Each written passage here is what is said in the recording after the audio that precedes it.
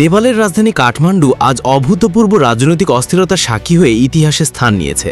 একদিন অন্তত ১৯ জন মানুষের মৃত্যু এদেশের সমকালীন ইতিহাসে নজিরবিহীন। সামাজিক যোগাযোগ মাধ্যম বন্ধ করে দেওয়াকে প্রথমে তরুণ সমাজের ক্ষোভের মূল কারণ মনে করা হলেও আসল সমস্যা আরও গভীরে। দীর্ঘদিনের দুর্নীতি, প্রবীণ রাজনীতিবিদদের প্রতি হতাশা এবং বেকারত্বে জর্জরিত এক প্রজন্মের ক্ষোভ। এই ক্ষোভ ছড়িয়ে পড়ে হঠাৎ আগুনের মতো। কাঠমান্ডু এবং আশপাশের গুরুত্বপূর্ণ রাষ্ট্রীয় স্থাপনায় সংসদ ভবন থেকে শুরু করে ঐতিহাসিক সিংহদরবার পর্যন্ত আগুনে ভস্মীভূত হয়। রাজনৈতিক অফিস ও নেতাদের বাড়িঘর রক্ষা পায়নি। সরকার সামাজিক মাধ্যমের ওপর থেকে নিষেধাজ্ঞা তুলে নিলেও বিক্ষোভের তীব্রতা কমেনি, বরং আকারে ও ব্যাপ্তিতে তা ছড়িয়ে পড়েছে দেশব্যাপী। ক্রমশ সরকারের চাপ বাড়তে থাকে। প্রথমে গৃহমন্ত্রী পদত্যাগ করেন, পরে প্রধানমন্ত্রী কেপি শর্মা ওলিও আনুষ্ঠানিকভাবে পদত্যাগের ঘোষণা দেন। তবুও পরিস্থিতি শান্ত হয়নি।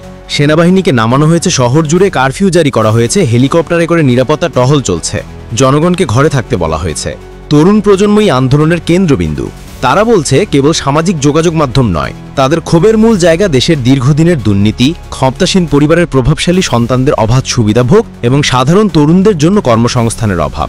তাদের কাছে এটি শুধু একটি প্রতিবাদ নয়, এটি এক প্রজন্মের বেঁচে থাকার লড়াই। বিশ্লেষকরা বলছেন এই বিক্ষোভ কেবল সরকারের পতন নয়, বরং রাজনীতি কাঠামোতেই পরিবর্তনের দাবি তুলেছে। স্বচ্ছতা, জবাবদিহি এবং তরুণ নেতৃত্বের প্রতি আস্থা এই আন্দোলনকে নতুন দিক দিয়েছে। নেপাল আজ এক অনিশ্চিত ভবিষ্যতের মুখে দাঁড়িয়ে আছে, তবে জনগণের প্রত্যাশা স্পষ্ট। তারা একটি নতুন নেপাল চায়, যেখানে দুর্নীতি ও বংশানুক্রমিক রাজনীতির পরিবর্তে থাকবে ন্যায়নীতি এবং স্বচ্ছ নেতৃত্ব।